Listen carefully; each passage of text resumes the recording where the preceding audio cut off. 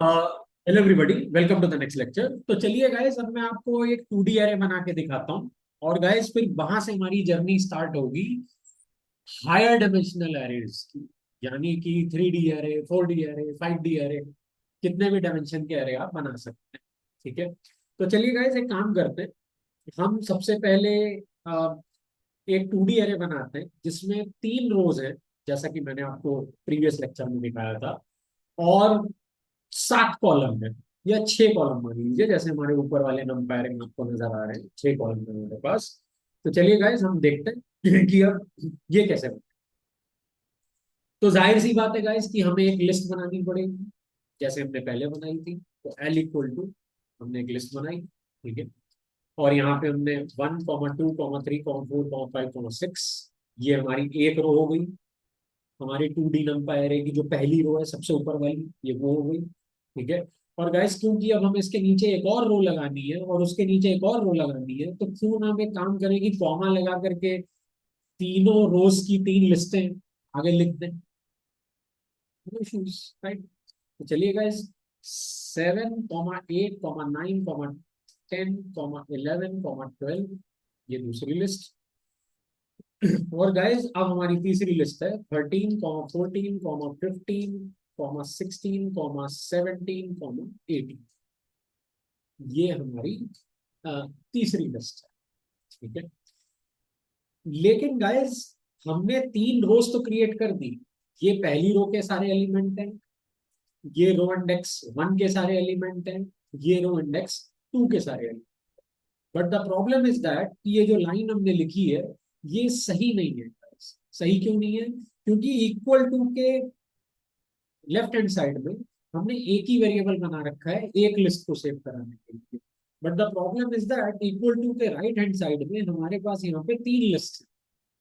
तो अब क्वेश्चन ये राइज होता है कि फिर हम एक एक वेरिएबल के अंदर 3 लिस्ट कैसे डाल सकते हैं? ठीक है। ये तो जाएगी ही नहीं, बिकॉज हमने लेफ्ट हैंड साइड में एक लिस्ट को स्टोर कराने के लिए एक वेरिएबल ले रखा है। लेकिन इक्वल टू के राइट हैंड साइड में 3 लिस्ट है, एक नहीं है, 3 है guys। तो अब इन तीनों लिस्टों को आप एक वेरिएबल में कैसे डालोगे? ये भी एक सोचने वाली बात है। और ये भी बात सही है गाइस कि हमें चाहिए भी 3 लिस्ट, क्योंकि हमें 3 रोज बनानी है। और हर लिस्ट में हमारे पास कितने नंबर है? 6 नंबर है, क्योंकि हमें हर रो के अंदर 6 कॉलम चाहिए। ठीक है। तो क्वेश्चन ये राइज होता है कि अब किया क्या जाए। गाइस, कुछ मत करिए, आप इन तीनों लिस्टों को एक बड़ी लिस्ट में बंद कर दीजिए। आप इन तीनों लिस्टों को एक बड़ी लिस्ट में बंद कर दीजिए, यानी कि हमने एक नेस्टेड लिस्ट बनाई है। ठीक है। यानी कि हमने एक नेस्टेड लिस्ट बनाई है। हमने इन तीनों लिस्टों को एक बड़ी लिस्ट के अंदर बंद कर दिया है। हमने एक नेस्टेड लिस्ट बनाई है। तो चलिए गाइस, हमने एक नेस्टेड लिस्ट बना दी। अब गाइस, अगर हम इसको एक नंबर एरे में कन्वर्ट करें, A R R equals to N P dot array L, अगर हम ऐसा करें, तो गाइस अभी आप देखेंगे कि ये जो हमारा एरे है, ये 2D एरे बन चुका है। ठीक है। Let me show you guys. तो आप अभी सिर्फ ए आर आर को ऐसे ही प्रिंट कराइए। और गाइस, आप देख सकते हैं कि जैसे हमने पेपर पे बनाया था अपना एरे, देखिए बिल्कुल ये वैसे ही ड्रॉ होकर के आया, या फिर वैसे ही डिस्प्ले होकर के आया। ये हमारी पहली रो, ये हमारी सेकंड रो, और ये हमारी थर्ड रो। 3 रोज, 6 कॉलम्स। ओके। और गाइस, ये हमारा क्या हो गया? ये 2D एरे हो गया। 2D array. ओके। 2D क्यों हुआ गाइस? इसको हम 2D क्यों बोल रहे हैं? इसको हम 2D तो इसलिए भी कह रहे हैं क्योंकि इसके दो ही डायमेंशन है।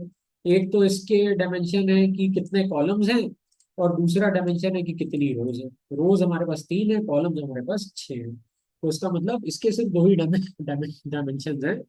That is why it is called 2D है। ठीक है।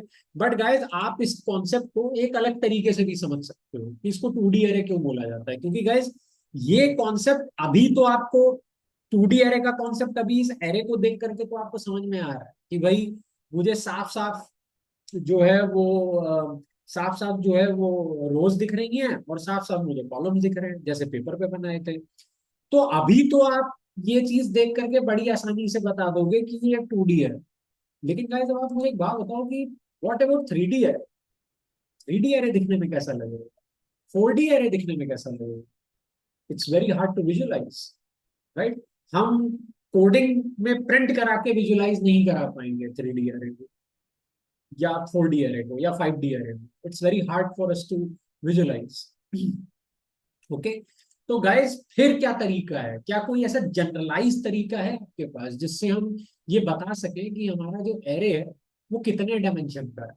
वो 3 डायमेंशन का है, वो 4 डायमेंशन का है, जैसे यहाँ पे 2 डायमेंशन का है। तो is there any optional generic way जिससे कि हम ये बता सकें? तो गाइज आप सिंपली ये समझिए कि हमने इस एरे को जिस लिस्ट से बनाया उसमें जो नेस्टिंग का लेवल था वो कितना ज्यादा था। नेस्टिंग का लेवल आप ध्यान से देखिए गाइज, ये हमने एक नेस्टेड लिस्ट बनाई है, यानी कि लिस्ट के अंदर लिस्ट है। ओके, तो इसका मतलब द पॉइंट इज दैट कि अब अगर इस नेस्टेड लिस्ट के अंदर के किसी एक एलिमेंट को मैं एक्सेस करना चाहूं तो मुझे कितनी अंदर जाना पड़ेगा? ठीक है, जैसे गाइज मुझे अगर मान लीजिए 11 को एक्सेस करना, ठीक है, तो मुझे कितनी अंदर जाना पड़ेगा? तो मुझे 2 स्टेप का प्रोसेस फॉलो करना पड़ेगा 11 तक पहुंचने के लिए। कैसे? पहला स्टेप तो मेरा ये होगा कि जो 11 एलिमेंट है वो कौन सी इंडेक्स वाली लिस्ट में। तो गाइज 11 एलिमेंट 1 इंडेक्स वाली लिस्ट में, जिसको मैंने हाईलाइट कर रखा है। तो मैं एक स्टेप फॉलो करके अंदर गया, मैं पहले उस लिस्ट पर पहुंचा जहाँ पे 11 पड़ा हुआ है। ठीक है, और गाइस फिर उस लिस्ट के भी कौन से इंडेक्स पे है वो। ठीक है, तो 1 इंडेक्स वाली लिस्ट के 4 इंडेक्स पे मेरा 11 एलिमेंट पड़ा हुआ है। और जैसे ही मैंने पहले मैं अपने 1 इंडेक्स वाली लिस्ट पे गया और फिर उस 1 इंडेक्स वाली लिस्ट के 4 इंडेक्स पे गया, वैसे ही गाइस आप देख सकते हैं कि मैंने 11 एलिमेंट को एक्सेस कर लिया। इसका मतलब मुझे 2 स्टेप लेने पड़े, पहले उस लिस्ट पे जाना पड़ा और फिर उस लिस्ट के अंदर मुझे उस इंडेक्स पे जाना पड़ा जहां पे वो एलिमेंट पड़ा हुआ। ठीक है, तो क्योंकि मेरा जो एलिमेंट को एक्सेस करने का जो पूरा प्रोसीजर था वो 2 स्टेप का था, दैट इज वाई गाइज इस लिस्ट से जो एरे बनेगा वो 2 डायमेंशनल एरे होगा। यानी कि मेरी जो नेस्टेड लिस्ट थी उसके अंदर जो नेस्टिंग का लेवल था वो 2 था। नेस्टिंग का लेवल 2 होने का मतलब है कि अगर मुझे इस लिस्ट के अंदर के किसी भी एक एलिमेंट को एक्सेस करना पड़े तो मुझे 2 स्टेप प्रोसेस फॉलो करना पड़ेगा, मुझे 2 बार अंदर जाना, यानी कि बाहर वाली लिस्ट के अंदर वाली लिस्ट और उस अंदर वाली लिस्ट के भी अंदर वाले एलिमेंट।